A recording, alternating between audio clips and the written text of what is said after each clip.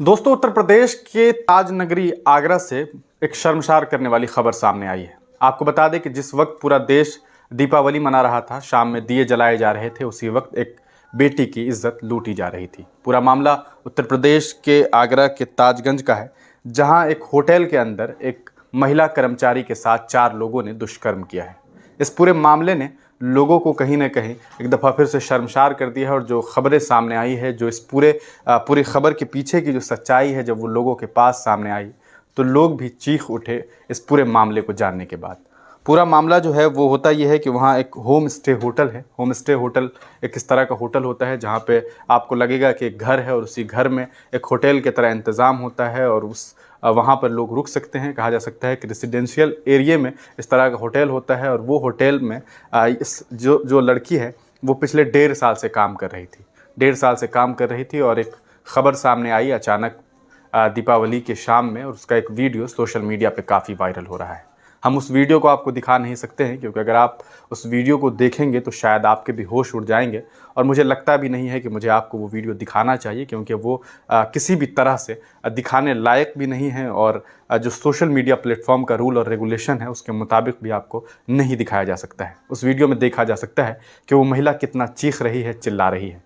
वो जो लड़की है उसके साथ 4 लोग जो हैं वो सामूहिक दुष्कर्म करते हैं, और उसके बाद जब वो भागने की कोशिश करती है, घर के बाहर निकलती है, और गेट के बाहर उस वीडियो में देखा जा सकता है कि किस तरह से वो महिला जो है वो भागने की कोशिश करती है, वो चिल्लाती है, चीखती है, लेकिन इसके बावजूद वो जो लड़का है, वो जो इंसान है, वो उसे अंदर लेके जाता है, कमरे के अंदर ले जाने की कोशिश करता है। और ये वीडियो सोशल मीडिया पे काफ़ी वायरल हो रहा है। महिला से जब बाद में पूछताछ होती है तो जो खुलासे सामने आते हैं, और जो पुलिसकर्मी ने जो बयान दिया है वो काफ़ी भयावह है और भयानक है। और ये दिखाता है कि जिस शाम लोग जश्न में डूबे हुए थे, उसी शाम 4 लोग, जिनका नाम जितेंद्र राठौर है, रवि राठौर है, मनीष कुमार और देव किशोर, ये लोग उस वक्त जब लोग दीपावली का जश्न मना रहा था, तो ये लोग किसी की बेटी की इज्जत और आबरू के साथ खिलवाड़ कर रहे थे। इन लोगों ने उस लड़की को ज़बरदस्ती शराब पिलाया था। उसके सर पर, उसके सिर के ऊपर जो है वो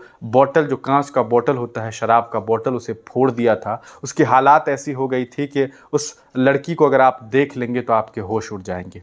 उस महिला के साथ जो है, आपको बता दें कि महिला के कमरे में एक व्यक्ति को ले जाने का वीडियो जो है वो सोशल मीडिया पे काफ़ी सामने आ रहा है। इस पूरे मामले के बाद उत्तर प्रदेश पुलिस ने जो है वो इन आरोपियों पर जो है मारपीट और रेप और तमाम तरह की जो धाराएं हो सकती थी उसके तहत उसके ऊपर केस दर्ज कर लिया है। अभी तक जो सूचना प्राप्त हो रही है उसमें ये मालूम चल रहा है कि 5 लोगों की गिरफ्तारी की गई है, जिसमें 1 महिला है और 4 पुरुष है। वो 4 लोग जो हैं उनका हमने आपको नाम बता दिया है, और ये नाम जो है उस महिला के द्वारा बताया गया है। और इसके पीछे की वजह यह है कि इस महिला का एक पुराना वीडियो जो कि आपत्तिजनक स्थिति में था, उसे रिकॉर्ड करके इन लोगों ने रखा हुआ था। उसी के नाम पर उस महिला को ब्लैकमेल किया जाता था और उसके साथ ज़बरदस्ती दुष्कर्म करने की कोशिश की जा रही थी, और लगातार जो है दुष्कर्म किया जा रहा था। और दीपावली के दिन भी उसके साथ यही होता है। दीपावली की शाम में लोग बाहर दिए जला रहे थे, पटाखों की आवाज़ आ रही थी, तो कहीं एक बेटी की चीख की आवाज़ लोगों के कानों में जब पहुंची तो लोगों के होश उड़ गए। ग्रामीण वहां पर पहुंचे और जब हालात को देखा तो पुलिस से इसके बारे में शिकायत की गई, जिसके बाद घटनास्थल पर पुलिस पहुंचती है और कुछ लोगों को उसके बाद गिरफ्तार करती है। इस पूरे मामले के बाद आपको बता दें, सीनियर पुलिस ऑफिसर सदर अर्चना सिंह बताती है कि ताजगंज पुलिस को इसके बारे में वहीं के लोग जानकारी देते हैं, जिसके बाद मौके पर पुलिस पहुंचती है और उसके बाद जा कर के उन आरोपियों को गिरफ्तार करती है। उस होम स्टे होटल को जो है वो सील कर दिया गया है। और अभी जो और उससे रिलेटेड जो खबरें सामने आ रही है वो ये है कि जानकारी के अनुसार जो रेप पीड़िता है उन्हें मेडिकल जांच के लिए भेज दिया गया है। मामले में आगे की कार्रवाई अभी होनी है, और देखना यह है कि इस पूरे मामले के बाद जो आरोपी है उन्हें किस तरह की सज़ा दी जाती है। ये पूरा मामला उत्तर प्रदेश का है, उस उत्तर प्रदेश का जहां पर रामराज की बात होती है, जहां के मुख्यमंत्री आदरणीय योगी आदित्यनाथ जी कहते हैं कि हमारे सूबे में बेटियां सबसे ज़्यादा सुरक्षित हैं। जिस राज्य में खुद देश के गृह मंत्री अमित शाह जी आते हैं तो ये कहते हैं कि हमारे यहाँ बेटियां रात के 12 बजे भी सड़क के बाहर निकल सकती हैं और वो महफूज होंगी। लेकिन सोचने वाली बात यह है कि जिस दिन दिवाली है, शाम में लोग पटाखे उड़ा रहे थे, सभी लोग अपने घर पे थे, उसी दिन एक बेटी की इज्जत लूटी जा रही थी। और ये बात साफ साफ जो है समझना चाहिए देश के गृह मंत्री को कि आपके राज्य में बेटियां सुरक्षित नहीं हैं। और ये हालात रोज़ के हैं, रोज़ इस तरह की खबरें सामने आती है और ऐसी ऐसी तस्वीरें सामने आती है जो काफ़ी दर्दनाक है, भयावह है, भयानक है, और जिसको देखने के बाद इस बात को समझने में आसानी हो जाती है कि जिस मुल्क का रिश्ता सीता से जोड़ा जाता है, वहाँ पर आज की सीता के साथ कितना भेदभाव और कितना कहा जा सकता है उसे कितना परेशान किया जा रहा है।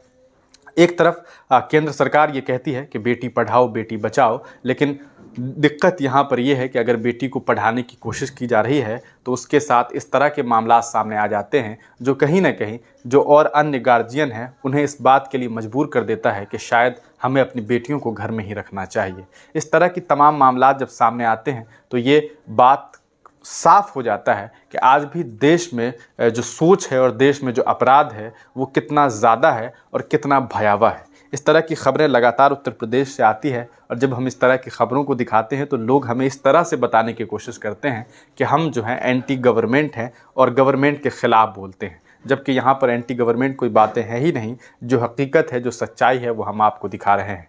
तस्वीरें जो सामने आ रही है उसमें देखा जा सकता है कि महिला की जो स्थिति है वो काफ़ी ख़राब हो गई है। उसे मारने पीटने के बाद उसके हालात ऐसे हैं कि उसका जिस्म लहूलुहान है। उसके जिस्म को देखने के बाद इस बात का अंदाज़ा लगाया जा सकता है कि शायद वो जो है इतना चोट खा चुकी है कि वो बदहवास हो गई है। वीडियो में जिस तरह से वो चीख रही है, चिल्ला रही है, अगर आप उसे सुनेंगे तो शायद आपको नींद नहीं आएगी। लेकिन आपको शायद नींद ना आए, लेकिन जो देश के प्रधान सेवक है और जिसके हाथों में सूबे की जिम्मेदारी दी गई है, उन्हें सुकून की नींद आएगी, क्योंकि वो लोग इन आवाज़ों को सुन नहीं पाते हैं, या शायद सुन सकते थे लेकिन अपने कानों में रुई को ठूस करके ये दिखाने की कोशिश करते हैं कि हम कुछ नहीं सुन रहे हैं।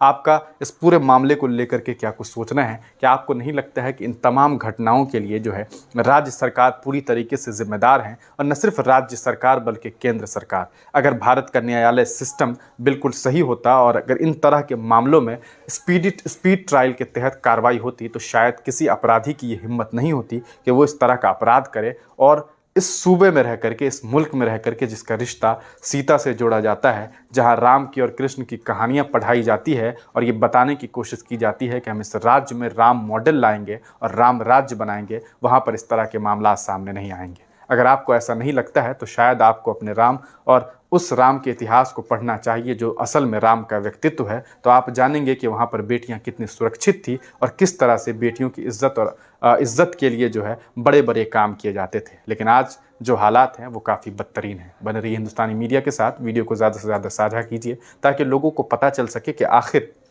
उन दावों की क्या हकीकत है, जिस दावों की बात जो दावा जो है देश के प्रधान सेवक और तमाम नेतागण करते हैं। बने रहिए हिंदुस्तानी मीडिया के साथ, वीडियो को शेयर करना बिल्कुल भी मत भूलिएगा। तब तक के लिए दीजिए इजाज़त, फिर मिलेंगे किसी नई वीडियो के साथ।